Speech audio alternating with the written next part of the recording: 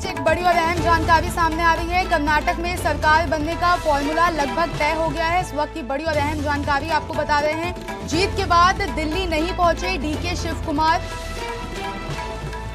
इस वक्त की बड़ी खबर आपको बता रहे हैं। कर्नाटक से इस वक्त की अहम जानकारी। देर रात बजी घंटी से माननीय डीके शिव कुमार सिद्धारमैया से निकल रहे हैं अब आगे।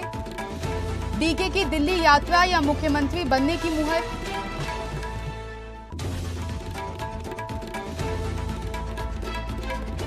आखिर किसने की है डीके से देर रात बाद, क्यों मान गए हैं डीके दिल्ली जाने को? सिद्धारमैया या डीके शिव कुमार, किसके हाथ में जाएगी कर्नाटक की कमान?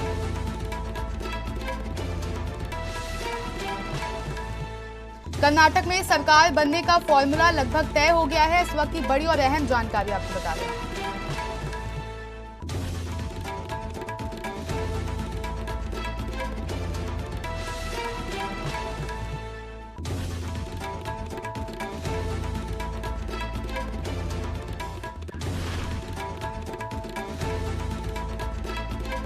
इस खबर पर ज्यादा जानकारी के लिए राजनीतिक संपादक चंद्रशेखर त्रिशूल जी हमारे साथ जुड़ गए हैं। त्रिशूल जी, जिस तरीके से देखा गया कर्नाटक चुनाव का रिजल्ट आया और कहीं ना कहीं अब वहां के सीएम बनाने को जो फॉर्मूला है वो लगभग तय कर लिया गया है, इसको लेकर क्या अहम जानकारी?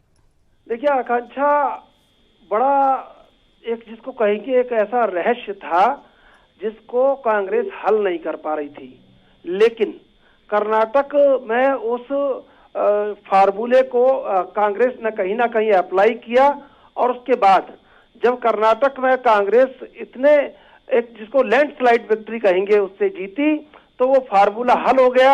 और वो ये था कि कैसे स्थानीय मुद्दों से केंद्र के मुद्दों को चुनौती दी जाए। लगातार इस प्रयास में थी कांग्रेस कि कैसे इसको हल किया जाए या कैसे ये सफल हो। कर्नाटक में सफल होने के बाद अब कांग्रेस ने नया फार्मूला ये निकाला है उसके बराबर में, जिसको शायद पूरे देश में अब कांग्रेस के लिए वो कांग्रेस आने वाले चुनावों में, राज्यों के चुनावों में उसको अप्लाई करेगी कि एक मुख्यमंत्री होगा और 3 उप मुख्यमंत्री होंगे। और शायद यही बात डीके को समझाई गई है, क्योंकि लगातार आप देखेंगे कि जो प्रवीण सूद हैं, जो वहां के डीजीपी थे, उनको तुरंत केंद्र सरकार ने कर्नाटक चुनाव के बाद सीबीआई का निदेशक बना दिया। उनकी और डीके की जो आपस में रंजिश है वो साफ नजर आती है। ऐसे में पहले भी जब डीके जेल गए थे तो खुद सोनिया गांधी उनसे मिलने गई थी।